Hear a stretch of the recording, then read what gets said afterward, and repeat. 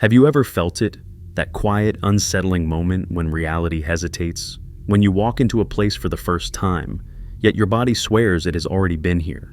The air feels familiar. The light feels remembered. And for a brief, disorienting second, you know what is going to happen next. Even though you shouldn't. What if that feeling is not a mistake? What if it is not your brain misfiring or memory playing tricks? What if it is something far more disturbing? Evidence that time itself is not as sealed as we believe, and that some people are leaking through it. There are moments when the past does not feel behind us, and the future does not feel ahead. It feels adjacent, pressing softly against the present, like a breath on the back of your neck. You might call it déjà vu. You might call it intuition. Or nostalgia without a source, a homesickness for a place you have never been, a grief for a life you never lived. But what if these are not emotions at all? What if they are messages, residue, fragments of something remembered too early or too late? Modern life teaches us that time is a straight line. Yesterday is gone, tomorrow is unwritten, now is all that exists. But physics, quietly and without drama, has been dismantling this idea for over a century. Einstein showed us that time bends, that it stretches, that it slows down and speeds up depending on motion and gravity. In some equations, time behaves less like a river and more like a landscape, already complete, already there. Past, present, and future coexisting, not sequentially, but simultaneously. If this is true, then memory may not be confined to the past, and consciousness may not be locked into now. Imagine time not as a line, but as a vast frozen ocean. Every moment, your birth, your death, this very second, existing like ice layers stacked together. You move through one thin layer and call it the present, but the rest never disappears. It remains. And sometimes, under pressure or sensitivity or trauma, cracks form. Information seeps through, not enough to give answers, just enough to cause unease. Some people report memories that cannot be verified, childhood recollections that never happened, emotional reactions with no identifiable cause, a sudden certainty about a choice before any reasoning occurs. They remember conversations before they happen. They recognize strangers with an ache that feels ancient, and often they are told the same thing over and over again. It's just an anxiety, just imagination, just pattern seeking, just noise. But what if it isn't? In neuroscience, memory is not stored like files in a cabinet. It is distributed, fluid, reconstructed each time it is recalled. Memory is less an archive and more a performance, and that fragility is usually presented as a flaw. But what if it is a feature? What if the human brain is not just a recorder of the past, but a receiver, tuned primarily to one temporal frequency, but capable, under certain conditions, of picking up others? There are rare neurological states where time perception collapses. Moments stretch endlessly or compress into nothing. People in accidents report their entire lives unfolding in seconds. Those near death often describe a panoramic knowing, a sense that everything is happening at once. Psychedelic research shows similar effects. Users report accessing memories they never lived, knowledge they never learned, emotions that feel borrowed. The brain, when loosened from its usual constraints, does not just hallucinate, it reorganizes reality. And then there is nostalgia, the most misunderstood emotion of all. We think of it as longing for the past, but many people feel nostalgia for things that never existed, for eras they never lived in, for places they have never visited, for a sense of meaning that seems older than their own life. Why does the heart ache for something the mind cannot name? Why does that ache feel personal, as if it belongs to you specifically? Could it be that some people are remembering other versions of themselves? Other paths not taken? Other outcomes that still exist somewhere in the structure of time? Physics allows for this possibility more than we like to admit. In block universe theory, every possible outcome exists as a fixed structure. Choice does not erase alternatives. It simply determines which one you experience. The others do not vanish. They remain. Silent, unreachable, but real. Unless somehow they aren't completely unreachable.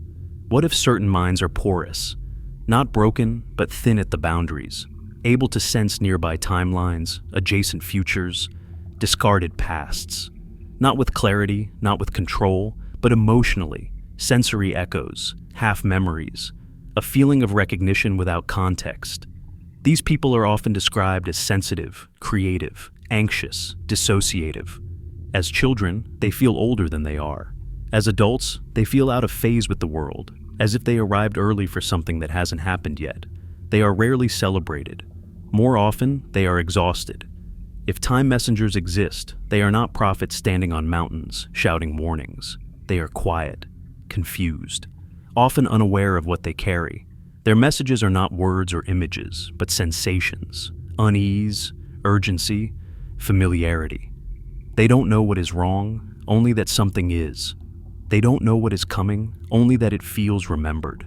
And this raises a terrifying possibility. If information can leak backward through time, then it might be leaking for a reason. In physics, information is never destroyed. It only transforms. So what would cause information to move against the current of causality, pressure, catastrophe, a future so unstable that it pushes fragments of itself backward, hoping, somehow, to be noticed?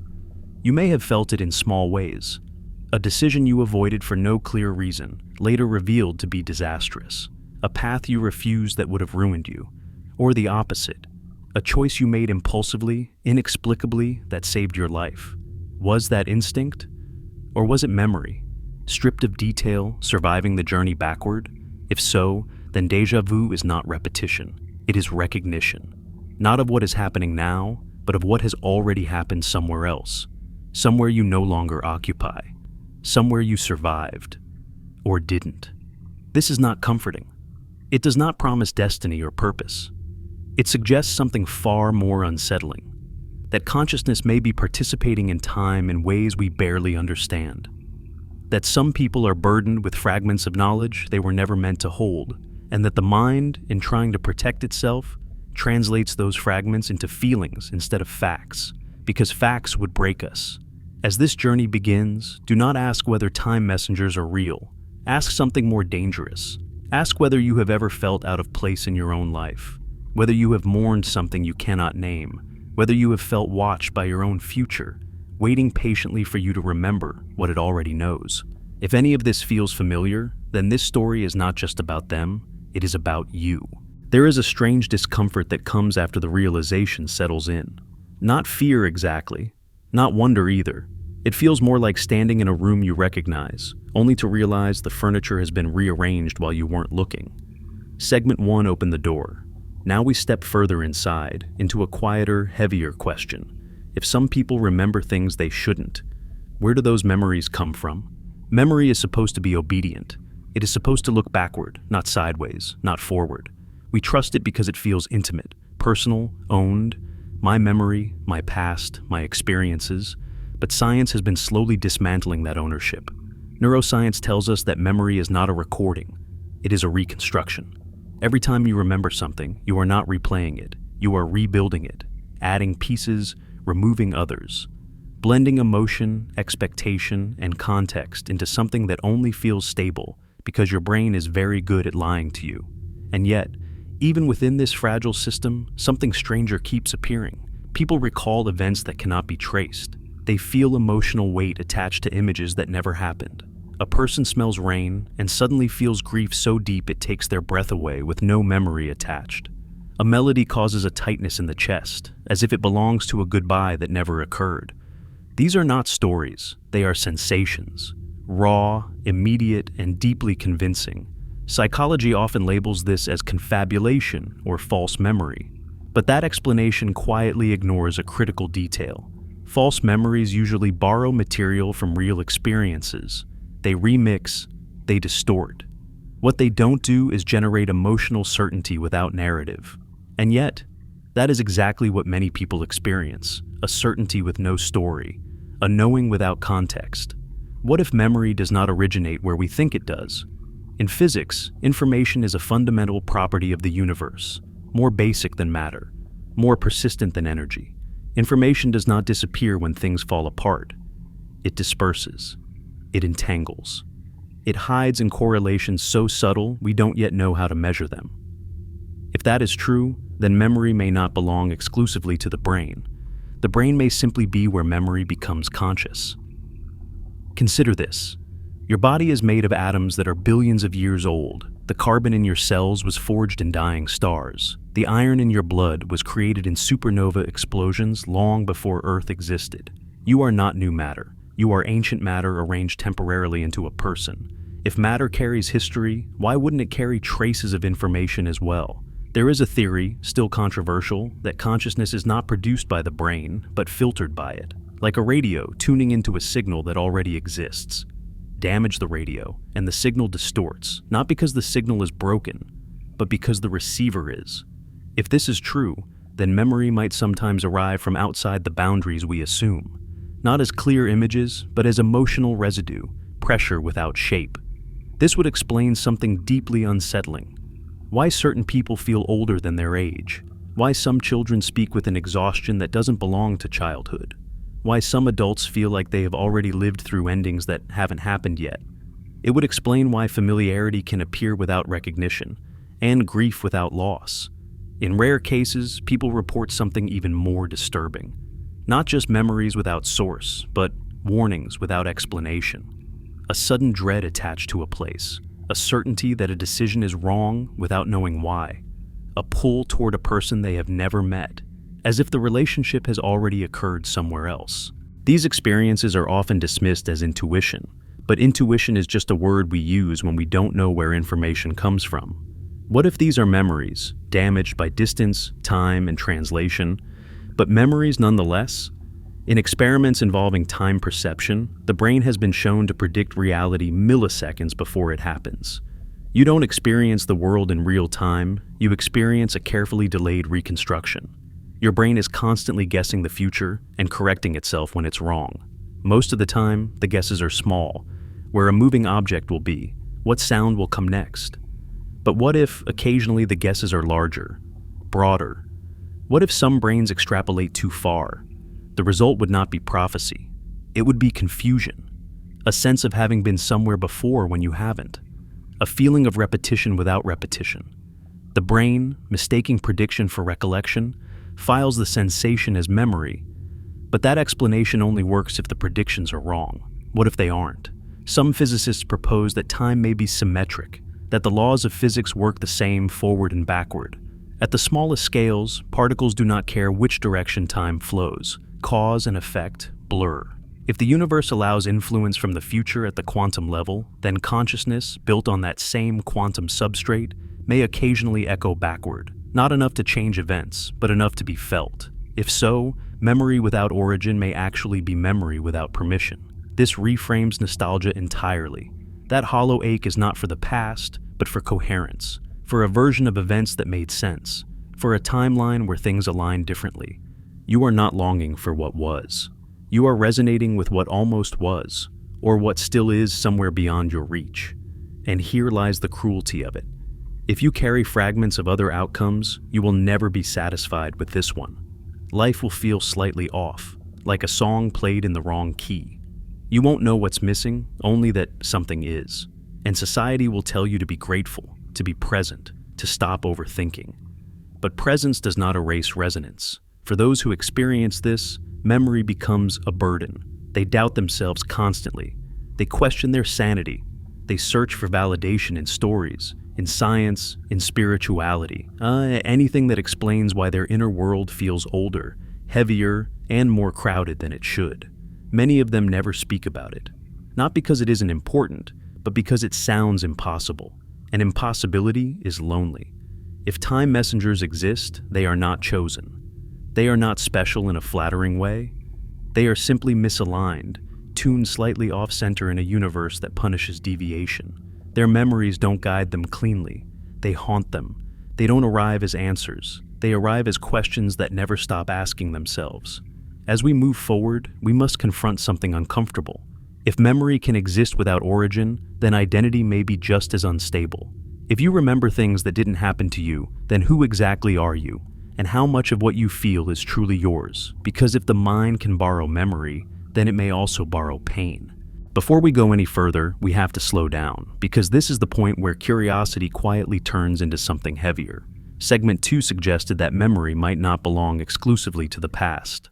Segment 3 asks a far more dangerous question. If memory can drift across time, What does physics actually allow?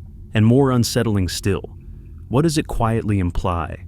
For most of human history, time felt obvious. The sun rises, the sun sets, things age, things decay. Cause comes before effect. It feels so natural that questioning it seems absurd, almost childish. But physics does not care about what feels natural. It cares about what is consistent. And when scientists began looking closely, very closely, time stopped behaving the way our intuition demanded. Einstein was the first to break it cleanly. He showed that time is not absolute. It does not tick the same for everyone. Move fast enough or stand near enough to a massive object, and time slows down. Two people can experience different amounts of time between the same events. This is not theory anymore. We measure it. Satellites correct for it. GPS would fail without it. Time is elastic. But elasticity is only the beginning. As physics moved deeper into quantum mechanics, time began to lose its direction altogether. At the smallest scales, the equations that describe reality do not care which way time flows. Forward and backward are mathematically interchangeable. Particles can behave as if they are influenced by future measurements. Effects can appear before causes, not symbolically, literally. This is where things become uncomfortable. In certain quantum experiments, particles appear to know how they will be measured before the measurement occurs. Change the future setup, and the past behavior changes to match it. Not because information travels faster than light, but because at that level, the distinction between past and future collapses. Events are not ordered, they are correlated. Most people never hear about this, not because it isn't real, but because it is hard to explain without destabilizing everything else. Because once you accept that time may not flow in a single direction, you have to confront the possibility that information does not either, and memory is information.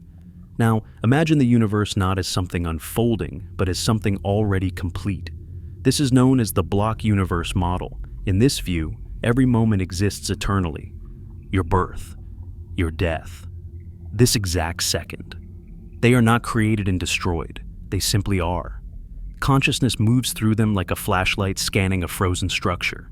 If that is true, then nothing is truly lost, and nothing is truly not yet. Everything exists all at once, outside your perception. Most minds experience this structure sequentially, frame by frame. But what if some minds glitch? What if they momentarily register more than one frame at once? The result would not be visions or prophecies. It would be interference, overlap, noise that feels like memory, because that is the only category the brain has for information that feels already known. This could explain why déjà vu feels emotional before it feels logical. Why the sensation arrives first, and the explanation never comes. You are not remembering an event, you are sensing a structural overlap. Two moments brushing against each other through a mind that was never designed to process simultaneity. The brain evolved to survive, not to understand reality. It simplifies. It filters. It ignores most of what exists. Time perception itself is a construction. A smooth narrative built out of tiny, delayed snapshots. You never experience now. You experience a carefully edited version of the immediate past, stitched together to feel continuous, which means the present is already a memory. Once you understand this, something subtle shifts. The line between memory and perception blurs. The past is not behind you, it is inside you.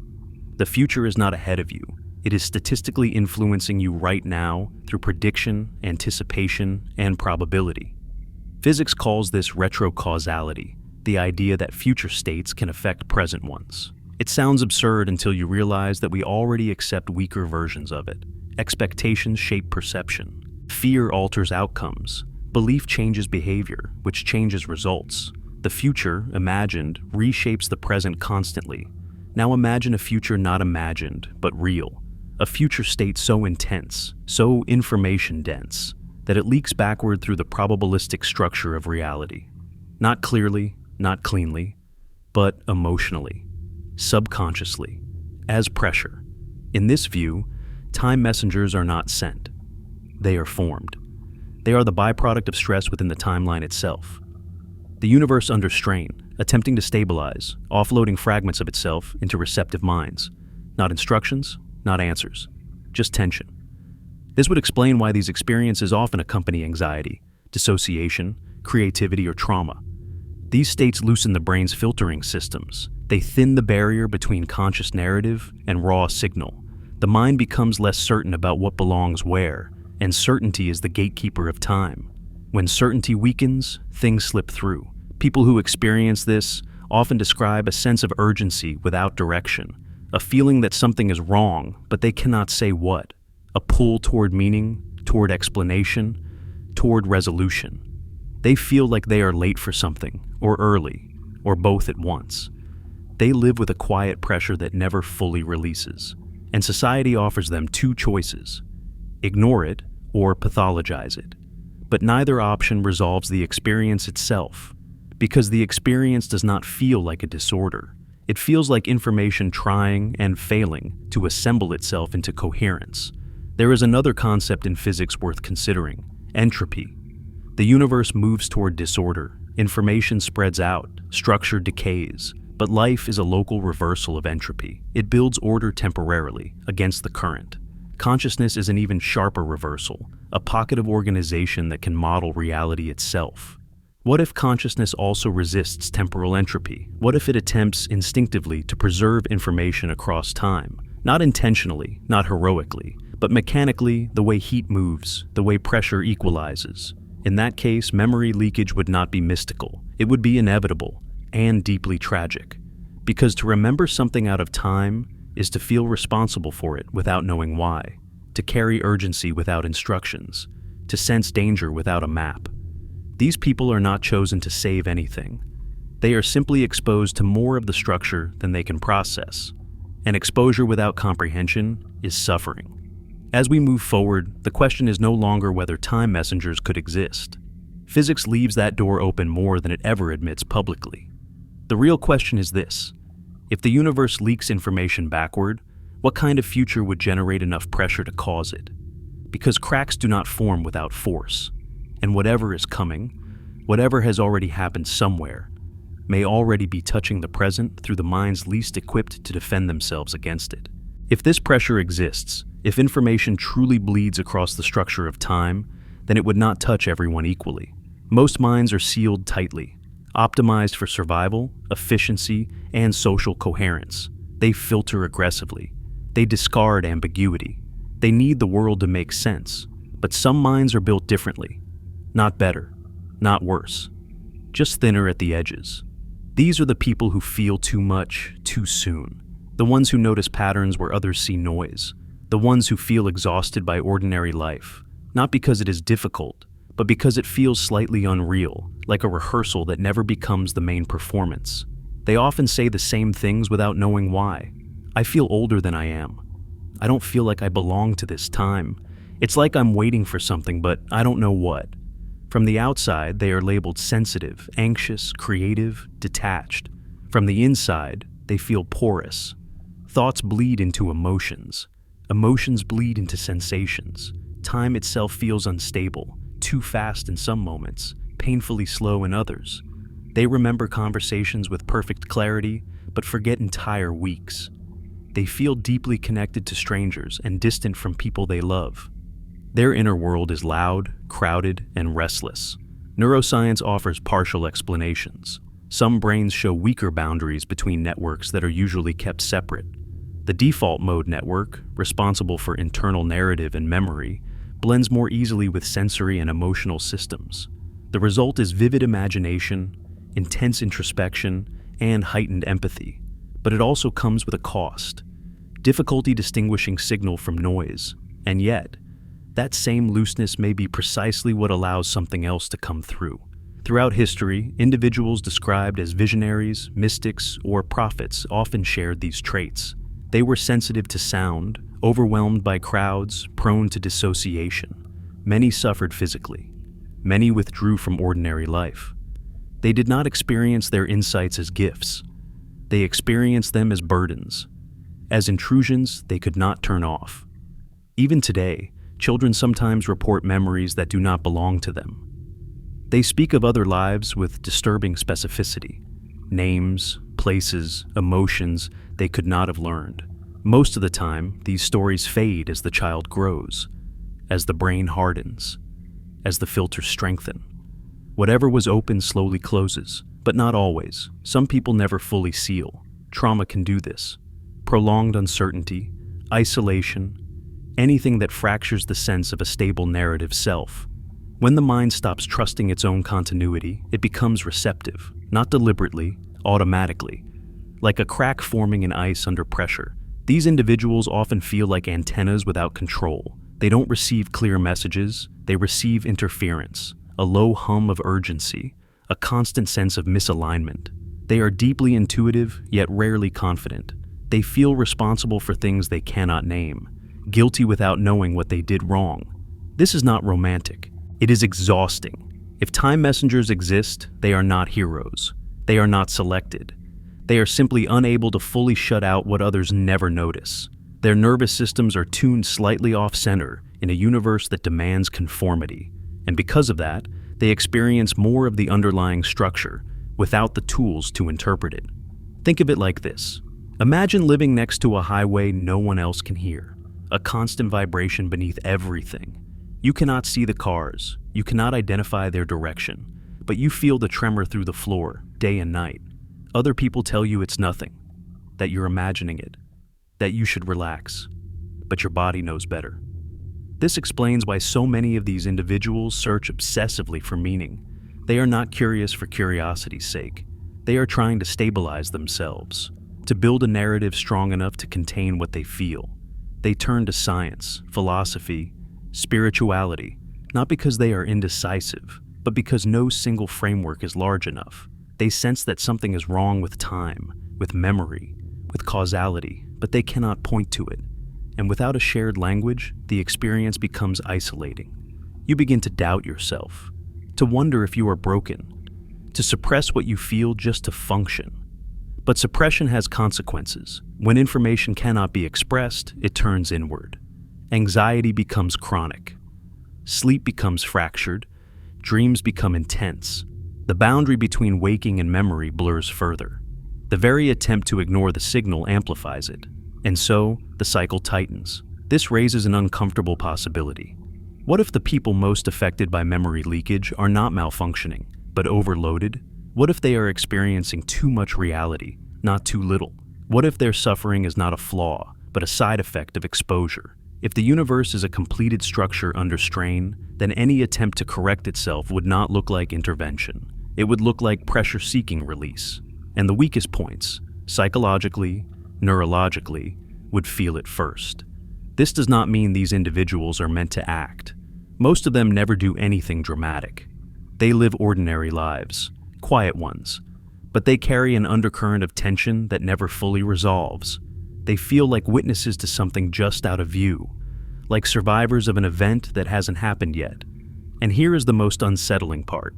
Many of them report the same fear, not of death, not of failure, but of forgetting, of losing something important that they cannot describe, as if they are holding on to a fragment that matters, and if they let go, something irreversible will occur. They don't know what that something is. Neither do we. As we move deeper, the focus shifts again, because if certain minds are receptive, and if information is leaking, then the next question is unavoidable. What form does that information take when the mind cannot translate it directly? The answer may be hiding where we least expect it, in dreams. Dreams are where the rules loosen first, not completely, just enough for something else to slip through.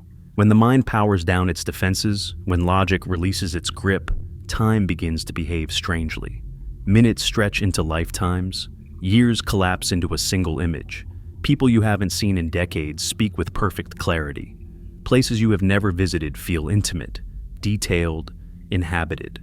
And when you wake up, the emotional weight remains, long after the images dissolve. Most people are taught to dismiss this. Dreams are noise, they say. Random firings, the brain cleaning itself.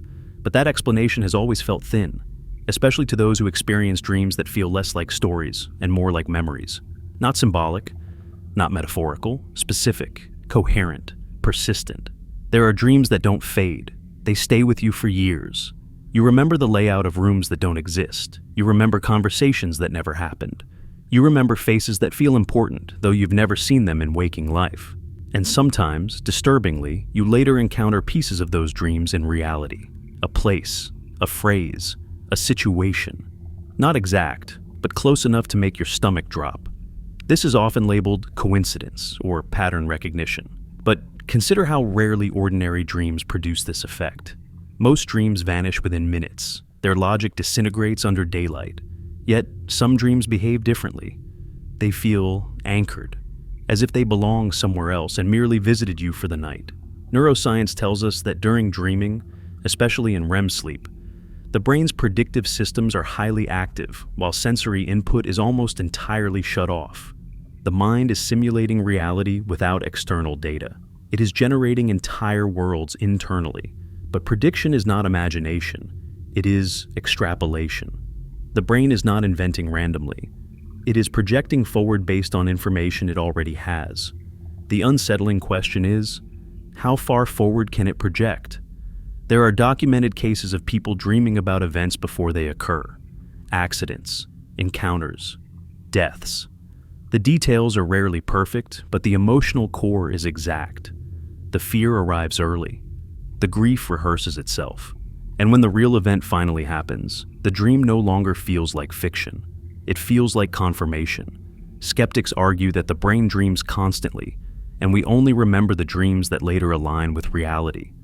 That is statistically reasonable, but it does not explain the subjective experience of those dreams, the way they feel less imagined and more remembered, as if the mind is recalling something it has already lived through, somewhere else. In sleep research, there is a phenomenon known as memory consolidation, where the brain replays experiences to strengthen them. But replay implies origin. It assumes the experience already occurred. What happens when the replay has no identifiable source? Some researchers suggest that dreams may not be processing the past, but rehearsing the future, simulating possible outcomes, running scenarios. This is adaptive. It helps survival. But again, this only works if the scenarios are guesses. What if some of them aren't? In a universe where time is not strictly linear, where future states exist as real configurations, dreams could function as weak access points. Not portals, not messages, but previews. Low-resolution, emotionally compressed impressions of what is statistically likely, or already fixed. This would explain why many people report recurring dreams of the same place across years, even decades. A city, a house, a room, always the same, always unreachable, always familiar. These are not random constructions. They are stable, persistent, as if the mind keeps returning to a location it recognizes. It would also explain why some dreams feel instructional, not in words, but in tone. You wake up knowing you must avoid something, or pursue something, without understanding why. The dream did not tell you, it simply left you with a certainty. If time messengers exist, dreams may be the only place their burden becomes visible. During waking life, the mind is too defended, too edited. In sleep, the barriers drop. Information that cannot survive daylight logic arrives wrapped in imagery, metaphor, and emotion. Not because it wants to be symbolic, but because symbolism is the only form that can pass through intact. This is why these dreams are often disturbing rather than enlightening. They don't explain, they press, they don't answer questions, they generate them. You wake up with a sense of having been somewhere important, and a fear that you've left something unfinished. And once you've had such a dream, ordinary dreaming changes. Sleep becomes a place of anticipation. You begin to feel watched, not by something external, but by your own future awareness, as if another version of you is using sleep as a meeting point, because it cannot reach you any other way. People who experience this often dread going to bed and long for it at the same time. They fear what they might see. They hope to see it again. The nights become charged. Mornings feel like loss. And then there are the dreams that feel like memories of death. Endings that are too calm, too complete. Scenes of closure without context. You wake up grieving, though nothing has been taken from you, yet. If memory leakage is real, dreams may be where the mind first confesses it to itself. Not clearly, not safely, but honestly. As we move forward, one final emotional question begins to surface. If dreams carry fragments of other times, then what we call nostalgia may not be backward-looking at all. It may be the emotional residue of futures we almost reached. Nostalgia is supposed to be gentle, a warm ache, a fond looking back. But there is another kind that does not feel warm at all. It feels heavy, directionless, almost painful. A longing that does not point to any memory you can name. You feel it in the chest, behind the eyes, sometimes in the throat.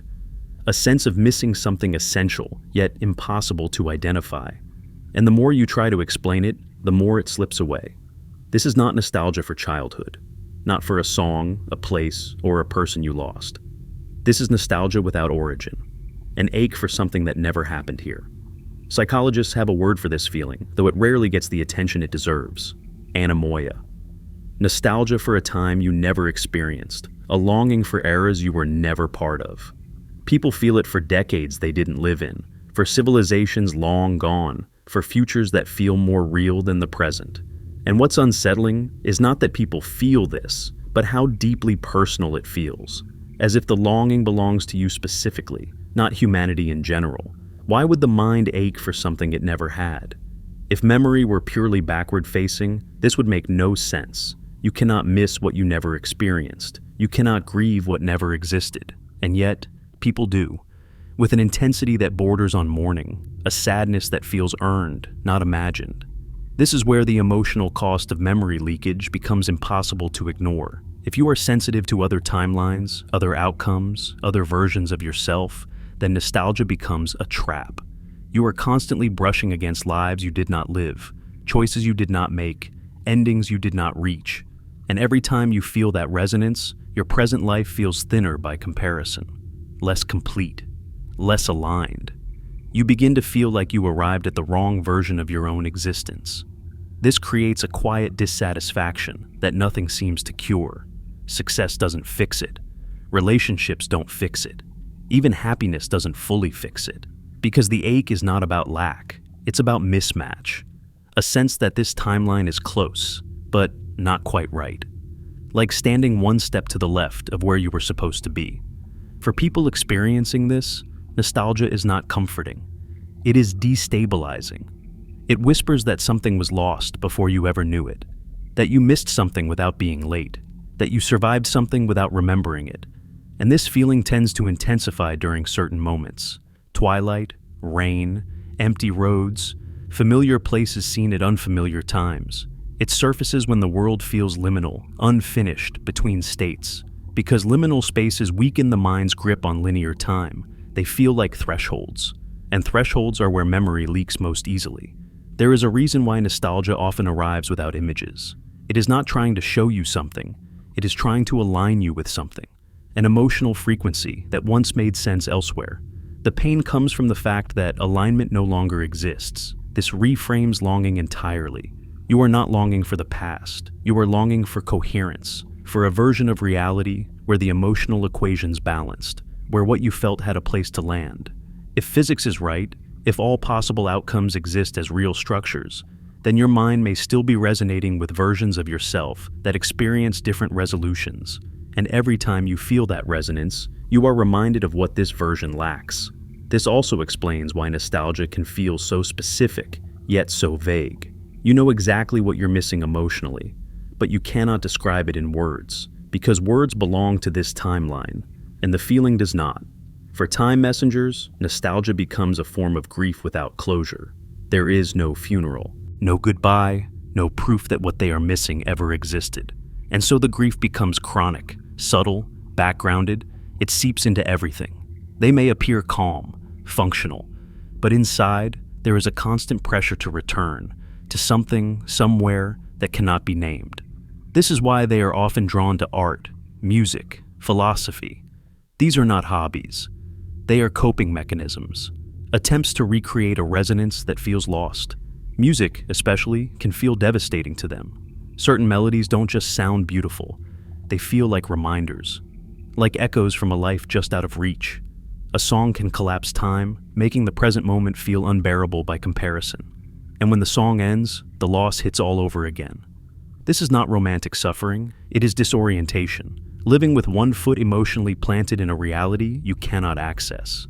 And the cruel irony is this: the more you become aware of it, the harder it is to ignore. Once you realize that nostalgia might not be backward-looking, you start to wonder what else might be misinterpreted, what else might be memory, disguised as emotion. Because if longing can come from the future, then fear can too.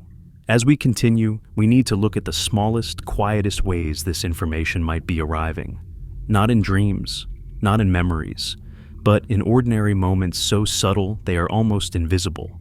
Moments you dismiss without realizing they may be carrying fragments of something much larger. Moments you've probably experienced more times than you can count. Most messages don't arrive loudly. They don't announce themselves. They don't interrupt your life with visions or warnings. They slip in quietly, hiding inside ordinary moments so small you barely register them. A sentence you finish for someone before they speak it. A street you turn down without knowing why. A sudden discomfort that makes you pause, hesitate, step back, only to realize later that something was about to go wrong. These moments are easy to dismiss: coincidence, luck, intuition. But taken alone, they don't feel significant. Taken together, they form a pattern that is harder to ignore. People who experience memory leakage often describe life as filled with subtle echoes. A song plays at exactly the wrong or right moment. A stranger says a phrase that feels like an answer to a question you never asked aloud. A book falls open to a sentence that seems uncomfortably precise. None of these events prove anything, but they leave behind a residue, a sense that something is nudging you quietly, persistently, toward or away from something. This is where the idea of messages becomes dangerous, because messages imply intent, and intent implies agency. But what if there is no sender? In complex systems, information does not need a conscious source to move. Pressure gradients cause flow. Differences seek balance. In weather systems, heat moves. In economics, capital moves. In physics, energy moves. And in time, if time is a structure under tension, information may move as well. Not with purpose, with inevitability. This reframes synchronicity, not as fate, not as guidance, but as alignment. Moments where multiple timelines brush close enough that the interference becomes perceptible. You don't receive a message, you experience overlap. This would explain why these moments feel meaningful but incomplete. You sense relevance, but you don't know to what. The emotional response arrives without context, a jolt of certainty, a sudden calm, an unexplained dread. The mind labels it intuition because it has no better category. But intuition is not magic. It is compressed information. The brain evolved to act quickly under uncertainty. It weighs incomplete data and produces a feeling. Go, stop, wait, avoid. That feeling is usually built from past experience. But if past and future are not as separate as we think, then intuition may occasionally be drawing from both directions. This could explain why some people consistently avoid disasters without understanding how. Why they miss flights that later crash. Why they leave relationships before something breaks.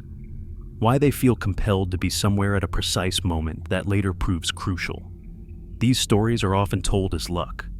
But luck is just a name we give to patterns we cannot explain. What's rarely discussed is the cost of this sensitivity.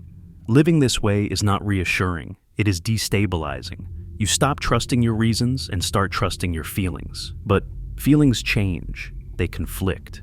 They don't explain themselves. You become hyper-aware, second-guessing every impulse. Is this guidance or anxiety? Is this memory or fear? And because society rewards certainty, not sensitivity, you learn to hide it. You learn to act normal, to explain your choices logically after the fact. You learn not to say, "I just knew," because that answer invites doubt. Or, worse, concern.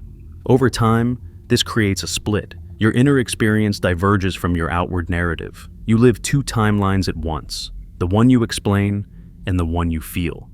The first is neat. The second is chaotic. And the distance between them grows. This may be why time messengers often feel disconnected from their own lives. They participate, but with a sense of detachment, as if they are observing themselves from slightly outside, watching choices unfold with a strange mix of involvement and inevitability, not because they don't care, but because they feel like the outcome has already been rehearsed somewhere beyond their awareness. There is a quiet terror in this, the fear that free will is an illusion, that you are not choosing, only remembering, that your life is not unfolding, but being revealed to you piece by piece. But here is the paradox. Even if information leaks backward, it does not arrive intact. It arrives damaged, fragmented, emotional rather than factual, which means it cannot dictate behavior perfectly. It can only influence, suggest, press, and that pressure creates friction. This is why people who feel these echoes often describe life as heavier than it should be. Every choice feels loaded. Every decision feels like it matters too much, not because the stakes are higher, but because the mind senses consequences without seeing them. The smallest actions feel like branching points, not in a cinematic way, in a quiet, exhausting way. You hesitate longer. You replay conversations. You feel responsible for outcomes you cannot predict. This is not empowerment. It is burden. And the deeper question begins to emerge. If these fragments are not meant to guide you personally, if they are incomplete, confusing, and emotionally costly, then what purpose do they serve? Why do they exist at all? This is where the theory becomes unsettling. What if these moments are not meant to change your life? What if they are meant to preserve something else? In physics, systems approaching collapse often produce precursors, small signals that appear before failure, subtle fluctuations, anomalies, warnings that are only obvious in retrospect. These signals do not prevent collapse, they announce it. If time itself is a system under strain, then memory leakage may be its precursor, not a solution, a symptom, a sign that the structure is destabilizing, which leads to the most uncomfortable possibility yet. What if the future is not sending information backward to save itself, but because it already failed? As we approach the end of this journey, the focus shifts from experience to implication, from what people feel to what those feelings might mean. Because if memory leakage is a consequence of collapse, then the people experiencing it are not messengers of hope. They are witnesses, and witnessing comes with a cost most of us are not prepared to pay.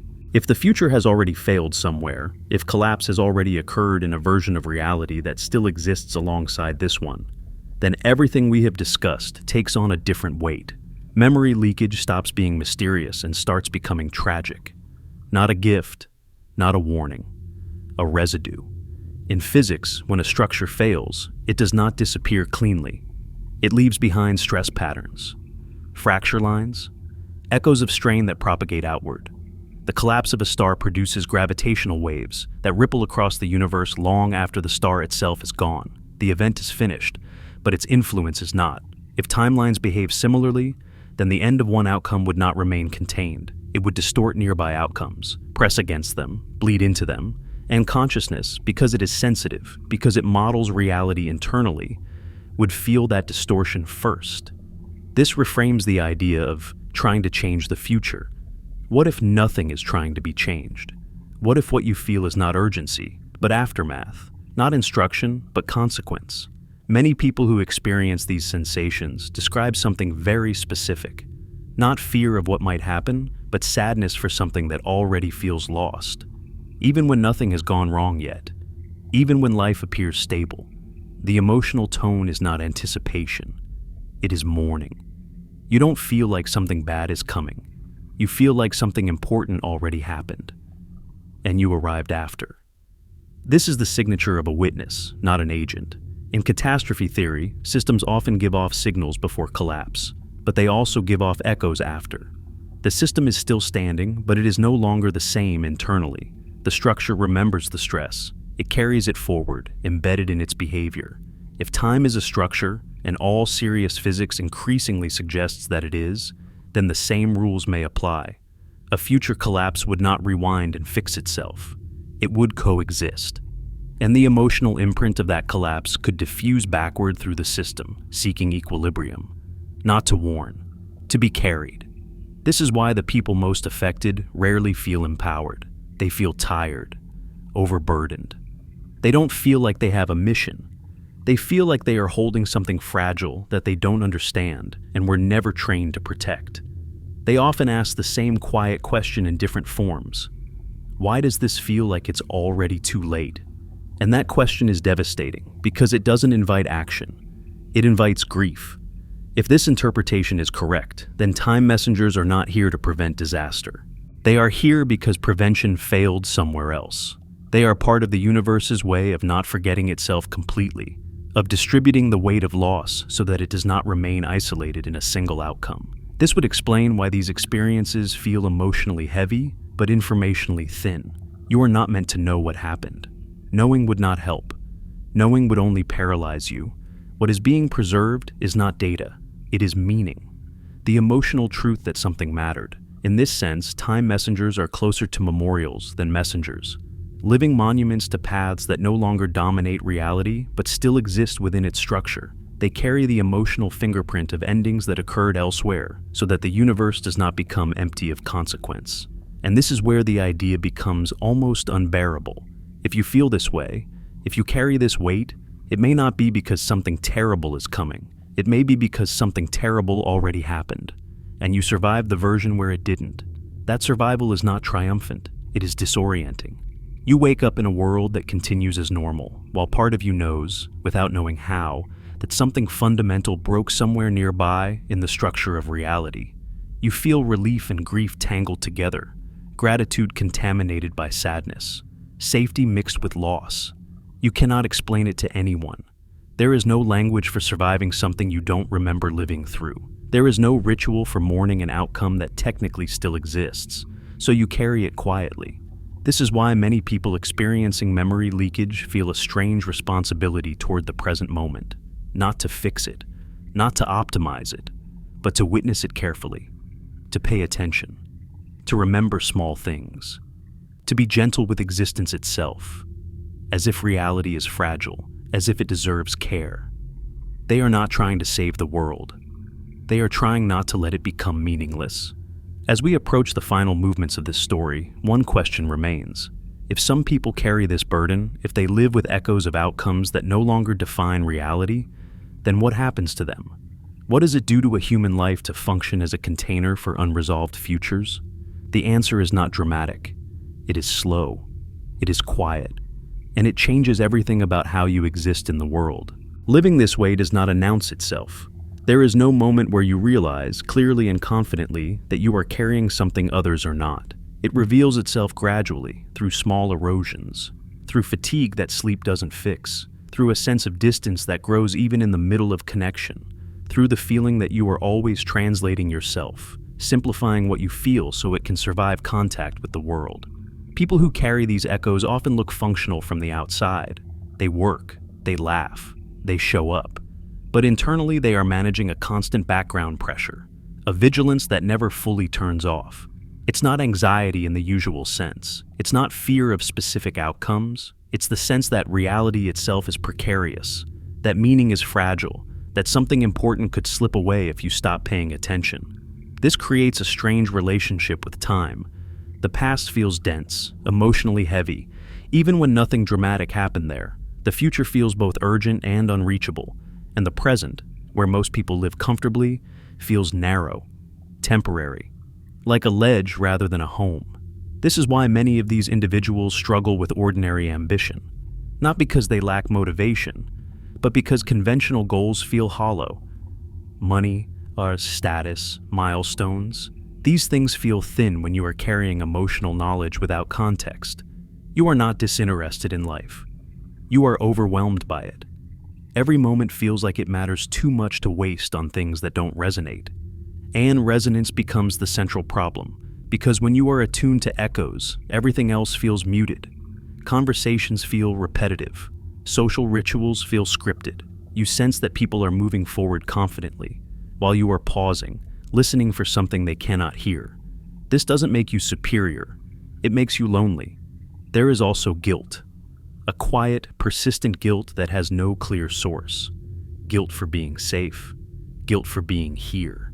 Guilt for not knowing what was lost, but feeling its absence anyway. You catch yourself apologizing for existing, for taking up space, for not doing enough, even when you don't know what enough would mean. This is the burden of knowing without knowing. Over time, some people numb themselves to survive. They distract. They intellectualize. They turn the weight into philosophy, art, humor. Others turn it inward. Depression is common, not the dramatic kind, but the flat, draining kind.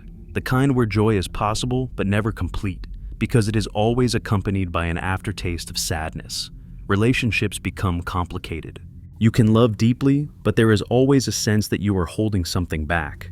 Not secrets, but parts of yourself that wouldn't make sense if spoken. How do you explain to someone that you feel grief for something you can't describe? That sometimes you feel like you've already said goodbye to them in another life? So you don't. You learn to be present without being fully known. And that is one of the quietest forms of pain there is. And yet, this is important. There is also a strange clarity that comes with this way of being. A gentleness, a seriousness about small things. People who carry these echoes often treat moments with care. They listen more than they speak.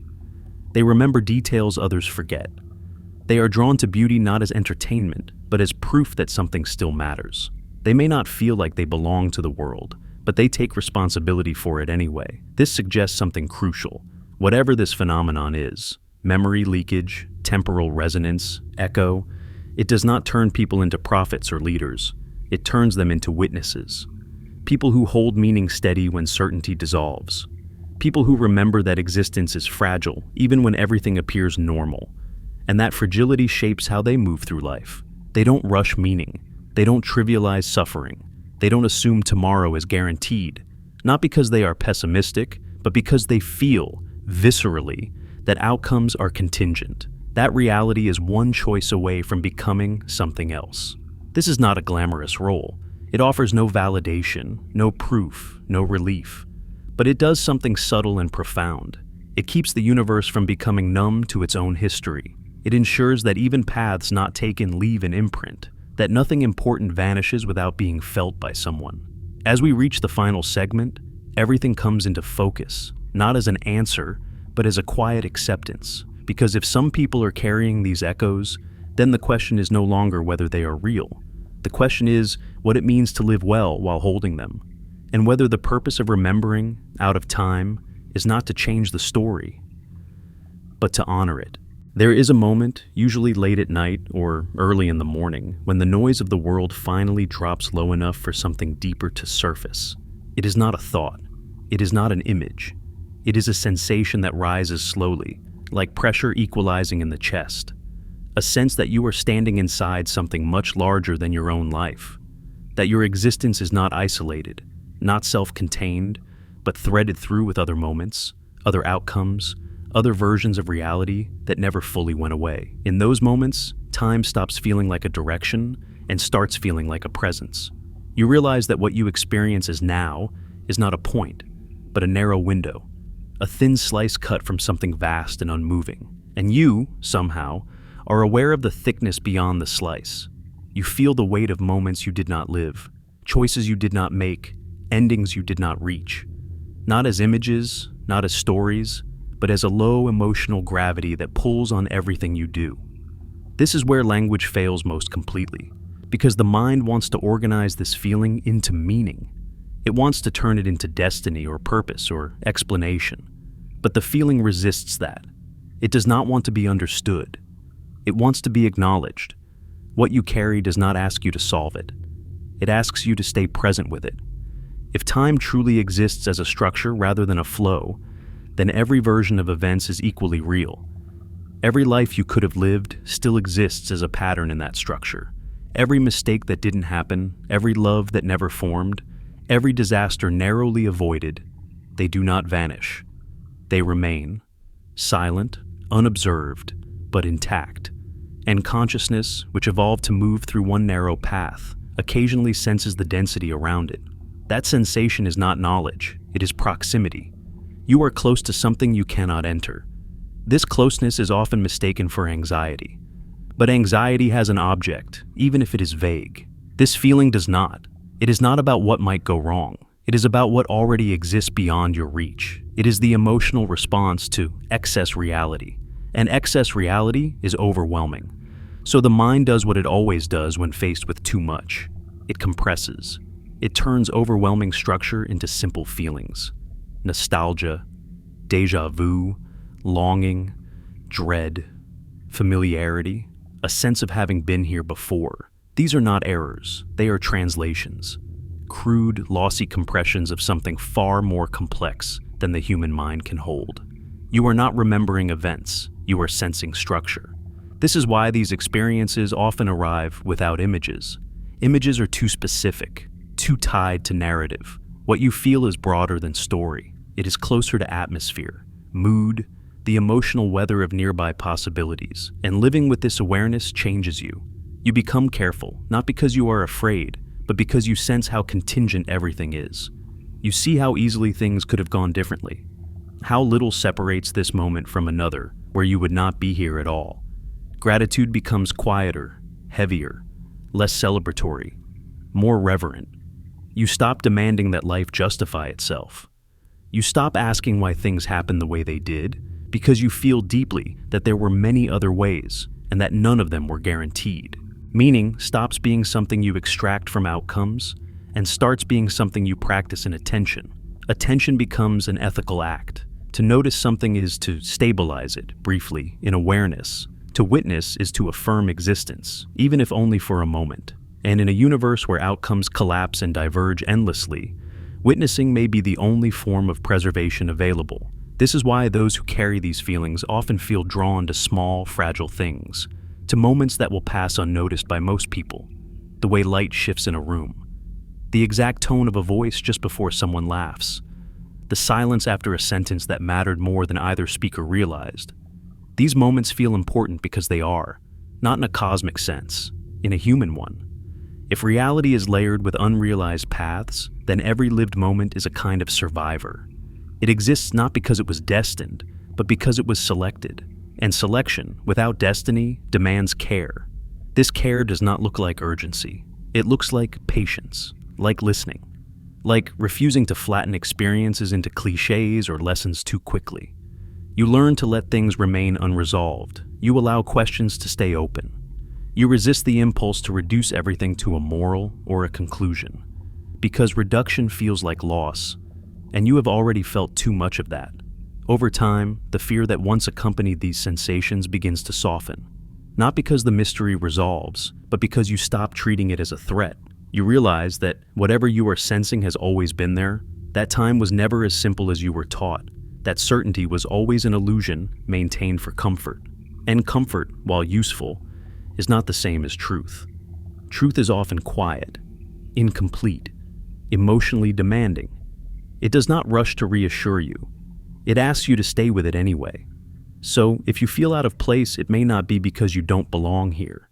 It may be because you belong to more than one version of events, and this one is simply where your awareness landed.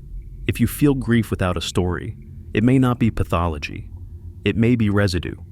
Emotional sediment left behind by outcomes that no longer dominate reality, but still exist within its structure.